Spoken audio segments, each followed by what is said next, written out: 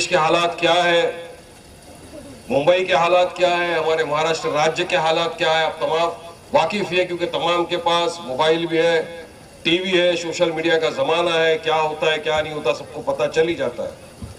और वैसे भी धारावी नाम सिर्फ भारत देश में नहीं दुनिया में मशहूर है। मशहूर इससे है कि धारावी स्लम विश्व का सेकंड लार्जेस्ट स्लम है पूरी दुनिया के अंदर। पहला एक चाइना के अंदर और यहाँ स्लम ही रह गया, मगर धारावी की खूबसूरती हटा नहीं सका। यहाँ की खूबसूरती यह थी कि यहाँ सब लोग प्यार मोहब्बत इखलास खुलूस के साथ एक दूसरे के साथ कांधे से कांधा मिलाकर रहने में यकीन करते हैं। यहाँ का हमारा हिंदू भाई, सिख भाई, क्रिश्चियन भाई, दलित भाई, मुसलमान सब एक दूसरे के साथ बरसों बरस से एक साथ कांधे से कांधा मिलाकर प्यार मोहब्बत से गरीबी में अमीरी में एक साथ सबके सुख में दुख में साथ में रहने की इच्छा रखते थे और करते थे, रहते आज भी रहते हैं। एक खुशहाल वातावरण, खुशहाल माहौल। और यहाँ पर कनेक्टिविटी मुंबई के अंदर अगर देखो धारावी से हर तरफ, चाहे एयरपोर्ट जाना हो आपको नजदीक, मुंबई जाना है नजदीक, सेंट्रल नजदीक, वेस्टर्न नजदीक, हर चीज से कनेक्टिविटी है धारावी। इतनी प्यारी जगह, एक प्योर गोल्ड खरा सोने वाली जगह, कैसे खुशहाल है। तो इस पर नजर पड़ती है देश के एक उद्योगपति की, अडानी की। उसको बोला जाता है साहब देखिए एक ऐसी जगह है मुंबई के अंदर, सोना जिसको बोल सकते हैं, वो जगह पे आप आइए, यहाँ की जो पब्लिक है हम मैनेज कर लेंगे सब। उनको बताया जाता है कि अगर आप यहाँ आएंगे काम करेंगे तो लाखों करोड़ों का आपको प्रॉफिट हो जाएगा। उद्योगपति है, पैसा कमाना है। इंसान की कीमत क्या है, कुछ नहीं इनके सामने। इनको बस सिर्फ इसका धर्म है पैसा, इसका करम है पैसा, पैसा ही पैसा। गाना सुना था ना, मैंने भी सुना। वो आते हैं यहाँ पर, लाया जाता है उनको, उसके बाद एक धांधली शुरू होती है, एक डर का माहौल क्रिएट करा जाता है पूरे धारावी में। खाली करो, पेपर बनाओ फोर्सफुली, नहीं तो हम खाली कर देंगे। मैं अपनी जानिब से एक बात कहना चाहता हूं, बेटा लाख कोशिश कर लो, ये धारावी की आवाम है, सर पे गन रख देंगे तो भी खाली नहीं करेंगे ये लोग। नहीं लगता नहीं है। मैं तो ये ऐलान करता हूँ कि नगर सेवक इलेक्शन का ब्यूगल बज चुका है और ये उसी की तैयारी भी है और लोगों को जोड़ने का भी एक मुहिम है पार्टी के साथ। तो लोगों के बीच रहना है, लोगों का काम करना है और इलेक्शन लड़ना है। लगभग धारावी जैसे क्षेत्र में 7 वार्ड है, 7 वार्ड में से आपने इसी वार्ड से आपने चुनावी बिगुल की बजाय, क्योंकि अभी तो ना महानगर पालिका चुनाव का कोई सही तरीके से रिजल्ट आया ना कुछ आया। जनसंपर्क कार्यालय से ही आपने आगाज कर दिया महानगर पालिका चुनाव का, इतनी जल्दी क्यों? हमारे पत्रकार भाई का ये सवाल था तो मैंने जवाब दिया कि इसको ये समझा जाए। तो देखिए अभी बट ऑब्वियस है कि महानगर पालिका ही नेक्स्ट इलेक्शन है आने वाले दौर में, आने वाले अनकरीब टाइम में, तो आप उसकी भी तैयारी समझ सकते हैं। और रही बात यहाँ की, तो यहाँ की जो लोकल कार्यकर्ता है, हमारी जो टीम है, वो हमको जहाँ बुलाएगी हम लोग वहाँ पर सभा देंगे और ऑफिस ओपनिंग करेंगे। तो क्या इस बार आप लोगों का चुनाव जो है अडानी वर्सेस गायकवाड़ परिवार मान के चले हम लोग, इसी मुद्दे को लेकर आप चुनाव लड़ेंगे? नहीं, ये सिर्फ अडानी वर्सेस गायकवाड़ नहीं है, ये हमारे खिलाफ जो भी रहेगा, जितनी भी पार्टियां रहेगी, सब वर्सेस एमआईएम होने वाला।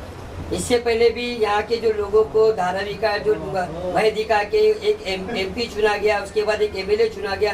अभी महानगर पालिका का चुनाव आने वाला है, तो हमने सुना है कि बहुत से लोग कहते भी है कि इस बार फिर धारावी का मुद्दा लेके चुनाव लड़ने की तैयारी है। आप लोगों की जो स्टेटमेंट थे अभी हमने जो सुना, उसमें भी धारावी की झलक दिख रही थी। तो क्या आप लोग भी धारावी के मुद्दे को लेकर चुनाव लड़ेंगे? अब जब धारावी में सभा है तो धारावी के मुद्दे ही बोला जाएगा ना स्टेज से। और मैं तो ये समझता हूँ कि अभी जनता को ये समझ में आ चुका है ऑलरेडी कि जिन्होंने झूठे वादे किए थे और वोट लेकर जीत कर चले गए और वो वादों को पूरा नहीं कर रहे या उनकी आवाज़ भी नहीं उठा रहे। शायद उन लोगों ने घुटने टेक चुके हैं अडानी के सामने या केंद्र सरकार के सामने, महाराष्ट्र सरकार के सामने, तो लोगों को ये समझ में आ चुका है अब लोग सिर्फ उनको ही चुनेगी जो उनके हित की बात करेगा और जो उनके घर बचाए। बगल में बैठे आपके जो सहयोगी है जो गौमुंडी से चुनाव लड़ चुके हैं, उन्होंने कहा था अभी यहाँ पे एक स्टेटमेंट था इनका कि वर्षा ताई का जो आप लोगों ने अभी जो बोर्ड से जो नाम जो जोड़ा है, तो चुनाव से पहले हमने धारावी में देखा है आपके बगल में जो काफी साल से जो जिला अध्यक्ष आपके वो कांग्रेस में रह चुके हैं, जो वर्षा ताई के साथ साना बसाना चलते थे, लेकिन हमने चुनाव में देखा है कि चुनाव में इनके जो नाम का जो सरनेम चेंज होता है, पहले जो बोर्ड से थे आपने बताया कि वो वर्षा ताई अपना गायकवाड़ लगाती है, अभी उनकी सिस्टर को भी यहाँ से जो चुनाव लड़ाया गया उनका नाम था ज्योति गिरी गोसावी, उसके बाद कुछ दिनों के बाद में उनका नाम चेंज होता है, ज्योति एकनाथ राव गायकवाड़ हो जाता है, तो ये किस हद तक ठीक है?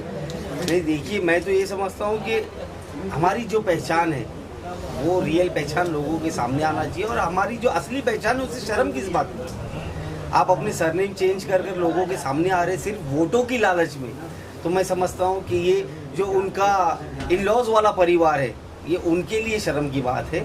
अगर वर्षा ताई का नाम गोडसे नहीं है वाकई में, तो मैं आपके माध्यम से ये बोलना चाहता हूँ ताई को कि कल सुबह ही प्रेस कॉन्फ्रेंस ले और पुरावे दे दे कि वो गोडसे नहीं है। और अगर उनको प्रेस को पुरावे चाहिए तो हमारे अतीक सर वो गोडसे है, वो पुरावे देने के लिए तैयार है। लगभग धारावी करो के लिए आज काफी वक्त से जो सर्वे चल रहा था उसमें एक डेडलाइन डिक्लेयर करी गई है, कुछ 12 या 15 तारीख तक डिक्लेयर किए गए। धीरे धीरे अडानी ग्रुप कंपनी के माध्यम से डिक्लेयर किया जाता है डेडलाइन, तो इसके लिए MIM किस हद तक धारावी करो के साथ में है? नहीं, MIM देखिए सिर्फ धारावी कर ही नहीं है, सिर्फ धारावी है तो धारावी कर बोल सकते हैं, लेकिन MIM हर मजलूम की, गरीब की, वंचित की, पिछड़ों की आवाज़ बनने के लिए तैयार है। और हमेशा से आप देखते आए हैं वेदर इट बी पार्लियामेंट और विधानसभा, जो भी हमारे लोग हैं वो गरीबों की आवाज़ उठाते हैं। वैसे ही उसी तर्ज पर यहाँ पर लोगों का घर जबरन छीनने की अगर कोशिश होगी तो MIM चुप नहीं बैठेगी। MIM अपनी पूरी ताकत लगा देगी यहाँ के लोगों को इंसाफ दिलाने।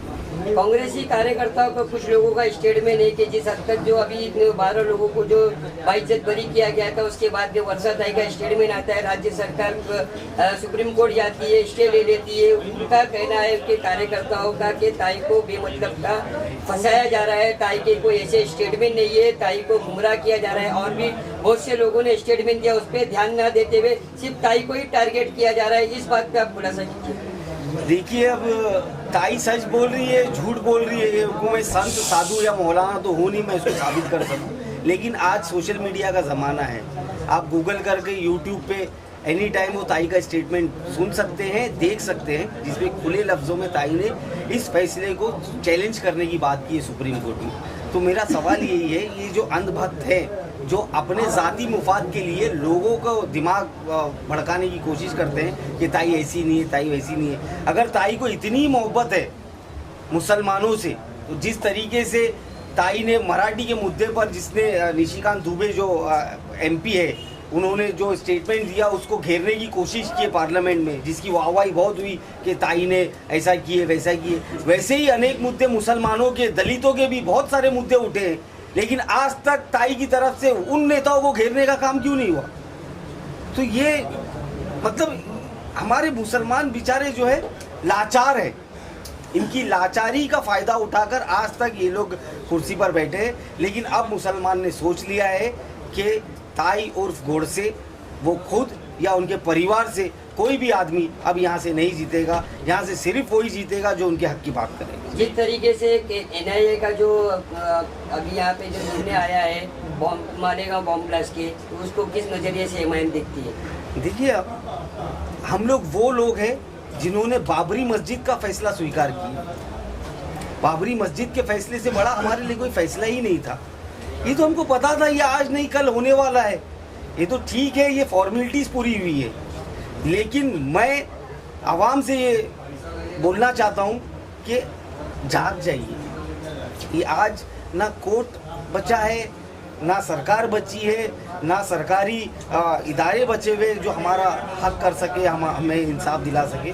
तो हम लोगों को खुद ही जागना पड़ेगा हम लोगों को हमारी क़यादत खड़ी करनी पड़ेगी। हम लोगों को वैसे बंदे चुनकर हमारी पार्टी से, जहां कानून बनाए जाते हैं, जहां इसका सपोर्ट किया जाता है या विरोध किया जाता है, वहां उन लोगों को भेजने की ज़रूरत है। तो मैं अवाम से यही रिक्वेस्ट करता हूं कि आज तक हमने बहुत ही सेक्युलरिज्म के नाम पर बोलो या झूठे वादों के नाम पर बोलो इन लोगों को जिताया है, बट अब इट्स हाई टाइम हम लोगों को हमारी क़यादत खड़ी करने की ज़रूरत है। पूरे मुंबई में कितने नगर सेवक उतारोगे आप? नहीं, अभी इट्स वेरी अर्ली टू से कितने नगर सेवक हम उतारेंगे, लेकिन मैं आपको ये यकीन दिलाता हूँ कि हम लोग मुंबई में पूरी ताकत से लड़ेंगे और हमारा रिजल्ट बहुत अच्छा होगा। मेन मुद्दा क्या होगा? नगर सेवक में मेन मुद्दा क्या होगा आपका? धारावी की बात कर रहे हो कि ओवरऑल?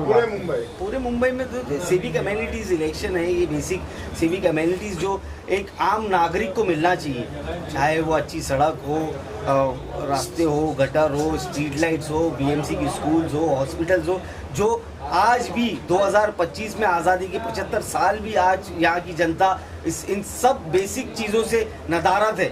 आज बोलने को बहुत अच्छा लगता है we are heading towards 5 trillion economy, लेकिन वो 5 ट्रिलियन इकोनॉमी को सड़कों पे जब घुमाएंगे हम तो आज वो हकीकत सामने आ जाएगी।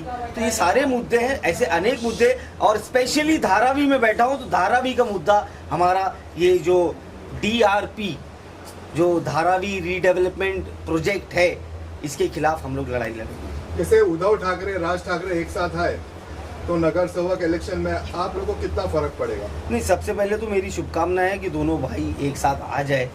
एक पहले राजनीति से ही उसके ज़रिए अगर दो भाई, दो परिवार एकजुट होते तो मेरी उनको बहुत शुभकामनाएं। और फ़र्क हम लोगों को किसी से नहीं पड़ने वाला है, फ़र्क जिसको पड़ना है उनकी नींद उड़ चुकी है। हमारी शुभकामना है कि जो भी परिवार टूटे हुए राजनीति में वो सारे जुड़ जाए। हम लोग हमारे मुद्दों को लेकर आगे बढ़ेंगे और हम लोग इलेक्शन लड़ेंगे। कितनी सीट निकालने की उम्मीद रखते हो आप? अब कितनी सीट लड़ाएंगे आपने पहले पूछे, आप निकालने की, जब लड़ाएंगे ही मैंने आपको क्लियर नहीं बोला तो निकालने की बात कैसे कर सकता हूँ? इलेक्शंस आने दो, जितने हम लड़ाएंगे उस हिसाब से आपको मैं यकीन दिलाता हूँ कि हमारा स्ट्राइक रेट अच्छा रखने के लिए हम लोग वो कैलकुलेशन करके इलेक्शन लड़ेंगे। हम लोग ऐसे ही अनशन कोई भी सीटों पे इलेक्शन नहीं लड़ेंगे। हम लोगों को, हमारे लोगों को जिताना है, पार्टी को मजबूत करना है, और हम ये कॉरपोरेशन इलेक्शन जीतने के लिए लड़ रहे हैं और हम पूरी ताकत लगा रहे हैं। धारावी में कितनी सीट लड़ाएंगे आप? धारावी में सारी सीटें लड़ाएंगे। अगर हमारे डिस्ट्रिक्ट प्रेसिडेंट बोलते हैं कि सारी सीटों में पोटेंशियल है तो हम ज़रूर जितने भी 7-8 जो भी 4 सीट लड़ेंगे इंशाल्लाह। कांग्रेस हमेशा ने क्या एमआईएम पे विरोध लगाती है कि वो बीजेपी की बी टीम है, इस बारे में कुछ खुलासा करिए ना। इस बारे में खुलासा करना मैं समझता हूँ कि मेरा वक्त ज़ाया करने के बराबर है, क्योंकि बी टीम कौन है कौन है, आज आप न्यूज़ चालू करो, आज आप न्यूज़ चैनल अगर चालू करेंगे तो आपको मैं डेफिनेटली बोलता हूँ वो न्यूज़ के पूरे एपिसोड में एक खबर तो ऐसी मिलेगी कि कांग्रेस का फलाना गांव का फलाना नेता आज बीजेपी में प्रवेश कर रहा है। तो इस साबित हो गया है कि असल बी टीम कौन है। और बी टीम और ये सब टीम की बात करने वाले खुद सत्ता की लालच में शिवसेना के साथ जाकर बैठ गए थे, जिन्होंने 2019 में भाजपा के साथ मिलकर इलेक्शन लिए और लोगों से वोट लिए थे। तो ये सारी बातों को अभी खुलासा करने का टाइम चला गया है, लोग जागरूक है, लोगों को समझ में आ चुका है। मेरा आखिरी सवाल आपसे रिपोर्टेड सवाल है। लोग कहते हैं कि जो बातें हैं, लोगों की समस्या है, वो संसद भवन में रखता है और एमएलए विधान भवन में आवाज रखता है, लेकिन धारावी के विषय पे 2 सांसद है, 1 एमएलए है। अब लोग कहते हैं कि हमारा नगर सेवक जब चुन के आएगा तो वो धारावी के प्रोजेक्ट को रुकाएगा। एक सांसद, एक नहीं 2 सांसद जब धारावी के प्रोजेक्ट में कुछ फेरबदल नहीं करवा सक रहा है, लोगों के सर्वे हो रहे हैं, तो एक नगर सेवक कैसे यहाँ पे लोगों के सर्वे रुकवाएगा, अडानी ग्रुप ऑफ कंपनी से लोगों को बचाएगा?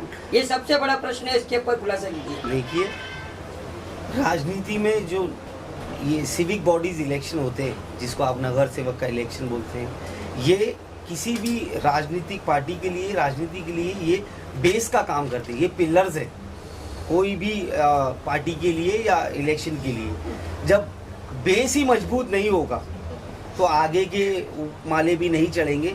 तो हमारे बेस इतने मजबूत करके हम धारावी से भेजेंगे कि इंशाअल्लाह ऊपर के माले चढ़ने ही नहीं देंगे। और मैं समझता हूँ कि देखिए, आप किसी को कम मत आकिए, इंसान के अंदर काम करने का जज्बा होना चाहिए। आप सांसद बन गए लेकिन वहां जाकर आप मुख्य बैठे तो आप वो अपने पद के साथ नाइंसाफी कर रहे। आप एमएलए बन गए लेकिन वहां कुछ नहीं बोल रहे। तो हमारे मजलिसी इंशाल्लाह कॉरपोरेटर्स ऐसे जीत के आएंगे। जो एक सांसद ने काम नहीं किया, 2 सांसद ने काम नहीं किए, 1 एमएलए ने काम नहीं किया, वो हमारे मजलिस के कॉरपोरेटर इंशाल्लाह जीतने के बाद ये लोगों का काम करेंगे। जिलाध्यक्ष का जो एक-एक आधा नहीं बोलिए। नहीं, कोई नहीं, बस अरे आप मुंबई अध्यक्ष बोलिए, बस हो गया, कुछ नहीं। आपके जनसंपर्क कार्यालय का उद्घाटन हुआ, कुछ तो बोलना पड़ेगा आपको। ये कमान मिलती है आपको अगर चुनाव लड़ने की आप लड़ने तैयार है। जिस क्षेत्र में आपने जनसंपर्क कार्यालय का उद्घाटन किया है, आपने यहाँ से आगाज किया है कि शिवसेना सिंधेगढ़ के जो पहले अभी यहाँ के जो हाल फिलहाल जो कैंडिडेट जो यहाँ सिंधेगढ़ में गए उनको यहाँ से आपने ललकारा है। तो क्या लग रहा है आपको, आप आने वाले महानगर पालिका के चुनाव में उनको चुनौती दे पाएंगे? जिनका सियासी जनाजा निकल चुका है उनकी क्यों बात कर रहे हो? उनकी सियासत खत्म हो चुकी है, उनकी बात मत करो, कुछ और सवाल करो। आपने तो ललकारा है ना उनको, आपको के फिर तो और खत्म भी कर कोई दिया। कैंडिडेट दिखना चाहिए था, आपने इसलिए उनको क्यों ललकारा? उनको ललकार दिया, खत्म हो गई बात, आगे की बात करो। तो क्या इस बार किसी गठबंधन के बारे में सोचा आपने? धारावी जैसे क्षेत्र में महानगर पालिका चुनाव में आप लोग मिलकर वो गठबंधन हमारे करेंगे? अध्यक्ष तय करेंगे, जिनसे भी गठबंधन करेंगे उनके साथ मिलकर हम आगे उस राह पर चलेंगे जैसे हमारे अध्यक्ष का आदेश होगा। मधु भाई, कौन से मुद्दे होंगे जो आप लड़े? हमारे लिए सबसे बड़ा मुद्दा जो है धारावी का रिडेवलपमेंट का ही है। उससे बड़ा आज की तारीख में कोई भी बड़ा मुद्दा नहीं है धारावी के अंदर। गटर नाली ये सब तो आम बात है, लेकिन हमारे लिए धारावी के लोगों को धारावी में घर मिलना चाहिए, हमारे लिए सबसे बड़ा मुद्दा जैसे है। मेरे भाई ने कहा कि सांसद है, एमएलए है, वो कुछ नहीं कर पा रहे, वो अपनी आवाज नहीं कर पा रहे, एक नगर सेवक क्या वो वक्त बताएगा ना, क्योंकि उनको अपनी राजनीतिक रोटी सीखना है। अगर वो डेवलपमेंट करना चाहते तो 2004 जब 4 से लेकर 14 तक उनकी सरकार थी तब वो डेवलपमेंट कर सकते थे। उनको डेवलपमेंट करना नहीं है, उनको सिर्फ क्या राजनीति करना है। पहले डीआरपी लाए, ख्वाब दिखाए, पाइपलाइन वालों को यहाँ वहाँ भेजे और राजनीति की डर का। अब 14 के बाद जब बीजेपी आ गई तब भी डर की राजनीति कर रहे, डेवलपमेंट की राजनीति नहीं करना चाहते। वो सिर्फ डर दिखा के लोगों को कैसे भी करके डर दिखाओ और वोट पाओ। पिछले 40 साल से लगातार यही चल रही है। हम लोगों को ये डर की राजनीति खत्म करना है, काम की राजनीति करना है, काम के बेस पे वोट मांगना है। सभाएं खत्म हो चुकी, जनसंपर्क कार्यालय का उद्घाटन शुरू हो गया, तो पहले क्या सोच आपने रखा है कि यहाँ से एक शुरुआत, यहाँ ये आपके जनसंपर्क कार्यालय से पहले क्या शुरुआत होने वाली आपकी? इमरान भाई, शायद ये मेरा पहला जनसंपर्क कार्यालय तो है नहीं, बराबर है ना। ये पीछे गली में थी, कंटिन्यू 7-8 साल से काम चल रहा था हम लोगों का। अब हम लोगों को ये लगा कि हमारी पार्टी का भी विस्तार हो रहा है, बढ़ रही है पार्टी, तो लोगों से जुड़ना चाहिए। आ रहा है कॉर्पोरेशन में, तालुका अध्यक्ष था तो मेरी ऑफिस वहाँ थी, अब जिला अध्यक्ष तो ऑफिस यहाँ पर है। तो इंशाल्लाह पूरे ज़िले में मेहनत करेंगे और पूरे ज़िले के अंदर हम ज़्यादा से ज़्यादा सीट पर लड़ने की कोशिश करेंगे। मैंने पूरा जो है पिछले 5 साल से हम लोग कॉर्पोरेशन चुनाव का इंतज़ार कर रहे हैं। एमएलए चुनाव जब हुआ यहाँ पर पिछली बार एमएलए चुनाव हुआ, तो तब से लेकर आज 7 साल होने के हम कंटिन्यू कॉर्पोरेशन की तैयारी कर रहे हैं। हम एमपी एमएलए की तैयारी नहीं कर रहे, हम सिर्फ और सिर्फ कॉर्पोरेशन की तैयारी कर रहे हैं। और इंशाल्लाह मैंने जो हमारी टीम ने जो तैयारी की है पूरी 11 सीट ज़िले के अंदर, वो ज़िले पे पूरी हम उनको सौंपेंगे पूरी फाइल उनको, और उसके हिसाब से आगे पूरे 11 वार्ड में लड़ने की तैयारी है हमारी। बाकी जो पार्टी का आदेश होगा इंशाल्लाह। आप क्या कहेंगे? गोवंडी से कुछ क्या गोवंडी का होने कुछ लड़ने वाले कितने लोग खड़े, गोवंडी में कितने लोग खड़े होने वाले, कुछ प्लान किया आपने? गोवंडी में क्या मुंबई गोवंडी की बताइए। खाली मैसेज दीजिए आप, ये धारावी में आए ना, मुंबई अध्यक्ष ने दे दिया मैसेज गोवंडी में पूरी मुंबई में कितना लड़ रहे तो अगर मैसेज देना चाहते तो आप धारावी पे आए तो उसका कुछ मैसेज दीजिए। सर क्या कहेंगे, जनसंपर्क कार्यालय का उद्घाटन हो चुका है, क्या मैसेज देना चाहेंगे? मैसेज ये देना चाहेंगे, मैं आपके एक सवाल का बार बार आप सवाल कर रहे थे उसका भी एक जवाब देते हुए कि यहाँ पर एमपी है, एमएलए है, तो नगर सेवक किस तरह से लड़ाई लड़ेंगे। यहाँ पर एमपी और एमएलए ने सिर्फ सौदेबाजी की, वो यहाँ पर लोकली रहते नहीं है, लोकल यहाँ के रेसिडेंट नहीं है, उनके अपने यहाँ पर बिजनेस नहीं है, वो यहाँ के लोगों के झोपड़ों को बेचकर, बिजनेसों को बेचकर बड़े बड़े जगह पर रह रहे हैं। हमारे यहाँ से जो भी ऑल इंडिया मजलिस इत्तेहादुल मुस्लिमीन का कार्यकर्ता जीत कर आएगा, वो लोकल यहाँ से जीत कर आने वाला है और उसको अपने घर बचाने की लड़ाई लड़नी पड़ेगी। जब अपने घर की और अपने वजूद की लड़ाई होती है तो आदमी पूरी ईमानदारी से लड़ता है और पूरी ईमानदारी से हम लड़ेंगे। और आप देखेंगे कि जो काम एमपी एमएलए नहीं कर पाए, जो पैसों पर बिक गए, वो मजलिस के कॉरपोरेटर्स करेंगे। और एमआईएम के लोगों, यहाँ के धारावी के लोगों को मैं एक मैसेज ये देना चाहूँगा कि वर्षाताई गोडसे और दूसरे जो हज़रत इब्लीस के चेले हैं, वो आपके पास आएंगे और आपको बहकाने की कोशिश करेंगे, सो कॉल्ड सेक्युलर पार्टियों का नाम लेंगे, लेकिन आपने उन्हें 12 इलेक्शन में वोट दिया है, चाहे वो लोकसभा का इलेक्शन हो, विधानसभा का हो या कॉरपोरेशन इलेक्शन हो। हर इलेक्शन को जीतने के बाद इन लोगों ने आपको ठगा है, धोखा दिया है। तो आने वाले वक्त में आपकी अपनी सिर्फ जमात, अपनी पार्टी ऑल इंडिया मजलिस इत्तेहादुल मुस्लिमीन है। आप पैसे कोई दे रहा है तो उससे ले लीजिए, लेकिन वोट सिर्फ और सिर्फ मजलिस को दीजिए, मजलिस को कामयाब कीजिए। मजलिस ही आपकी फलाह के लिए काम कर सकती है। Thank you.